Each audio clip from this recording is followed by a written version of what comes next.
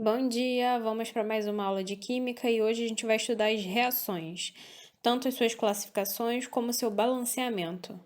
Uma reação química nada mais é do que um rearranjo de átomos, no qual as moléculas iniciais, que a gente chama de reagente, elas são desmontadas, então ocorre a quebra dessas ligações, e então esses átomos se separam, e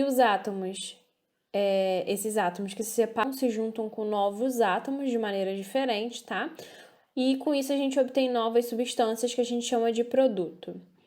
Então vamos entender um pouquinho a classificação dessas reações. Então as reações elas podem ser classificadas de acordo com vários critérios.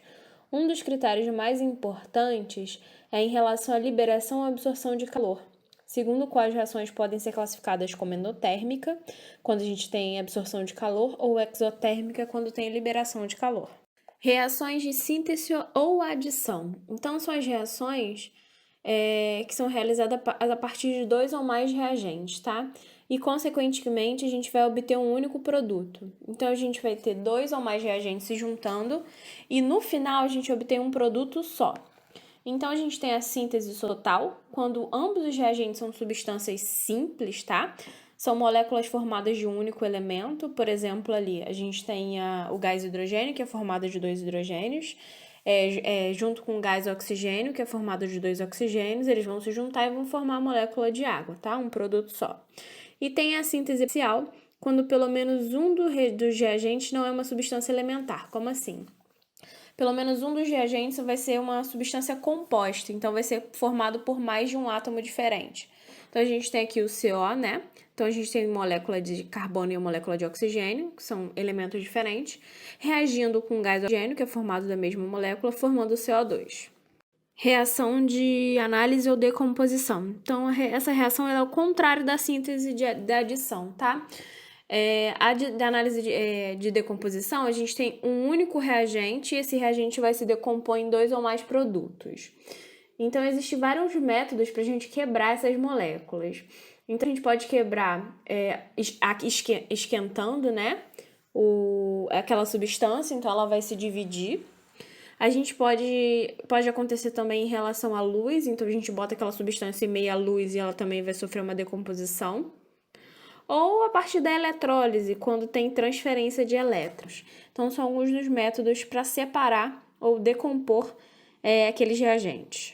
Reação de deslocamento ou simples troca. Então, essas são as reações que a gente chama de reações de oxirredução.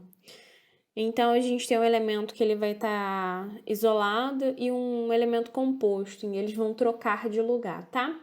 Então, no primeiro caso, a gente tem um metal A, que deslocou o cátion B do composto BC.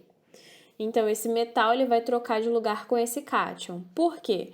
Metal tem a tendência de doar elétrons e forma cátion, tudo bem? Então, ele tem que sempre trocar pelo da frente.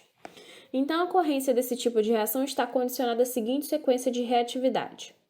O que quer dizer, tá? Então, ali tá, o metal da direita desloca o cátion do metal da esquerda. Então, isso quer dizer que só haverá deslocamento se o metal responsável por esse movimento for mais reativo que o metal de deslocamento. Então, por exemplo, ali a gente tem o zinco e tem o sulfato de cobre. Então, a gente vai olhar aqui onde é que está o zinco e onde é que está o onde é que está o cobre, né? O zinco, ele é mais reativo do que o cobre. Consequentemente, ele consegue tirar o cobre de onde ele está e entrar no lugar dele. Então, o zinco vai fazer parte da molécula, virando sulfato de zinco, e o cobre vai ficar sozinho. No segundo exemplo, a gente tem o cobre e o prata. Então, se vocês forem reparar, o cobre ele é mais reativo do que o prata. Então, a prata ela não tem força para tirar o cobre daquela ligação. Então, essa reação não reage, não tem reação quando a gente mistura essas duas substâncias. Agora, nós temos o segundo caso, tá?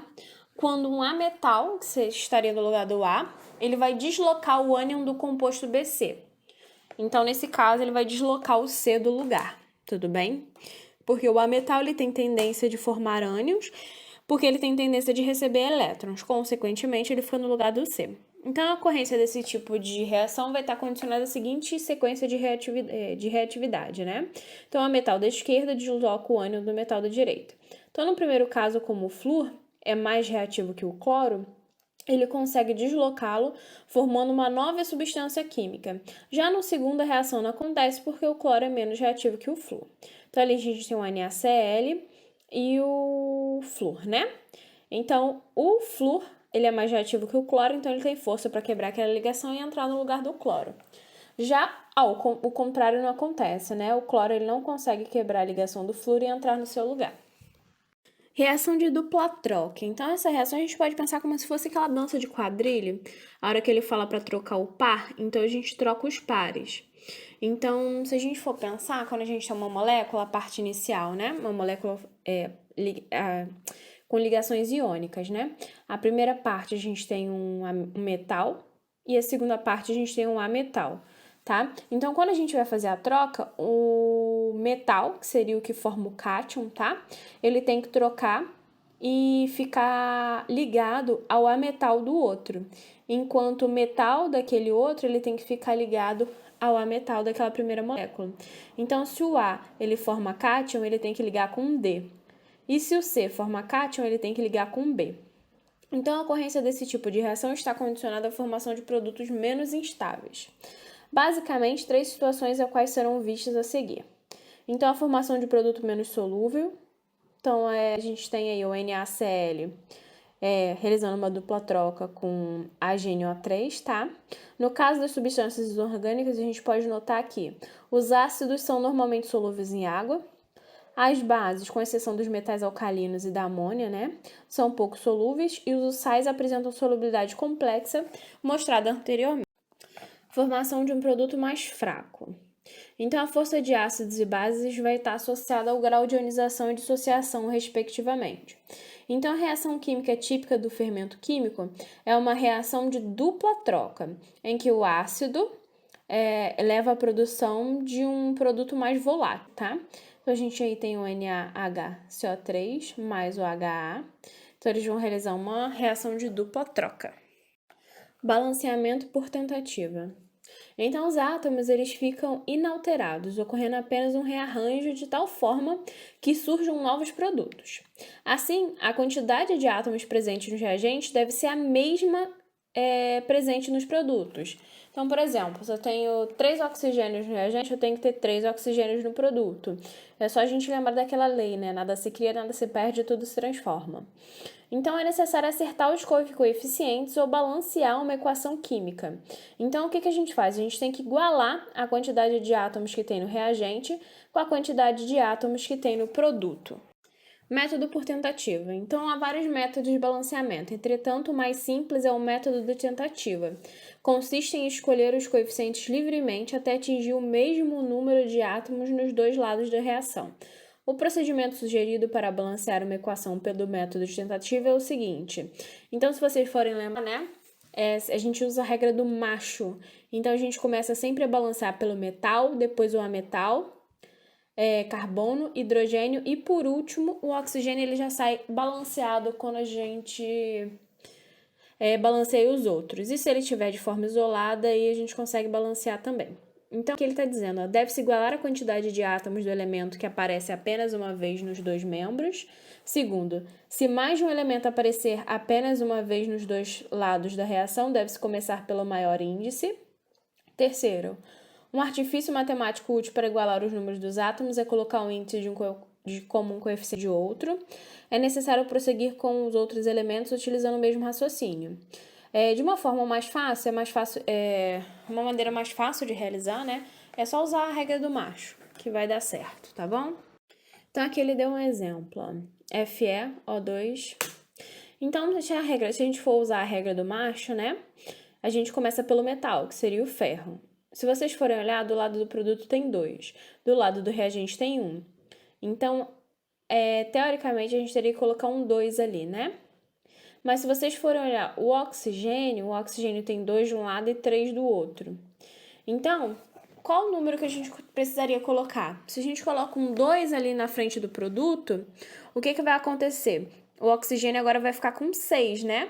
Aí a gente só precisa colocar um 2 ali no outro, no 3 ali no oxigênio que está no reagente, que também vai dar 6. Porém, a gente acabou alterando o ferro, né? Então, aquele 2 ali na frente, ele altera tudo que está na molécula. Então, agora não tem mais 2 ferros no produto, agora tem 4. Então, é só ali na frente do ferro e colocar 4, tá bom? Se a gente for fazer com a regra que está escrito aqui, indifere onde a gente vai começar, tá? Então, geralmente a gente prefere se botar o oxigênio, pois ele tem os maiores índices, tá? E deve colocar os índices trocados como coeficiente. Então, se tem um 3 ali, a gente vai colocar o 3 do outro lado. Se tem um 2 ali, a gente coloca o 2 do outro lado. Depois é só continuar balanceando o ferro normalmente. Questão 1. Considere as seguintes equações químicas. Classifique-as de acordo com os critérios estudados. Então, a primeira reação, se você for reparar, tem um reagente só e no produto tem 2. Então, uma reação de decomposição, né? A segunda equação, se vocês forem reparar, a gente tem dois reagentes formando apenas um produto. Então, seria uma reação de síntese, né? Uma síntese parcial. E na terceira, a gente tem uma substância composta com uma simples e elas trocam de lugar. Então, seria uma simples troca. Questão 2. Classifique as reações a seguir, nomeando os produtos destacados. Então, a primeira reação ali, a gente tem duas moléculas compostas, né? E elas trocam seus componentes, então seria uma dupla troca. E o nome do produto ali em destaque seria o sulfato de cobre 2. Na segunda, a gente também tem uma reação de dupla troca, tá? O nome do composto que está ali é hidróxido de ferro de cobre 2. E na terceira, a gente tem uma decomposição, onde o nome do produto que tem ali é óxido de ferro de cobre 2. Questão 3. Observe a equação a seguir. Defina os valores de x, y e z, respectivamente, de modo que a equação fique perfeitamente balanceada. Então, se a gente for seguir a regra do macho, a gente primeiro começa com carbono. Então, se vocês forem reparar, do outro lado a gente tem 3 carbonos. Consequentemente, ali no X teria que ficar também. Então, a gente tem que colocar um 3 ali na frente do X, tudo bem? Ali na frente do CH. Depois a gente vai para o hidrogênio. Então, do outro lado, a gente tem 4 hidrogênios. Então, a gente precisa que tenha 4 ali também, né? Ali no Y. Então, o Y ali também vai ter 4. Então, no X vai ter 3 e no Y vai ser 4. Por último, o Z. Se a gente for reparar o Z tem um total do outro lado de 3 vezes 2, 6, 7, 8. 8, tá? Então, qual o valor do Z que a gente colocaria ali, né? Então, 8. Então, a gente teria que colocar um número que multiplicado por 2 dê 8. Então, o Z seria 4. Então, o X ali tem que ser 3, o Y tem que ser 4 e o Z tem que ser 4. Então, pessoal, por hoje é só, tá? Eu espero que todos tenham uma boa aula, leiam a apostila, não deixem de fazer os exercícios e, em caso de dúvida, entre em contato comigo. Não esqueçam da nossa aula online, tá? Qualquer dúvida, é só falar comigo pela aula online.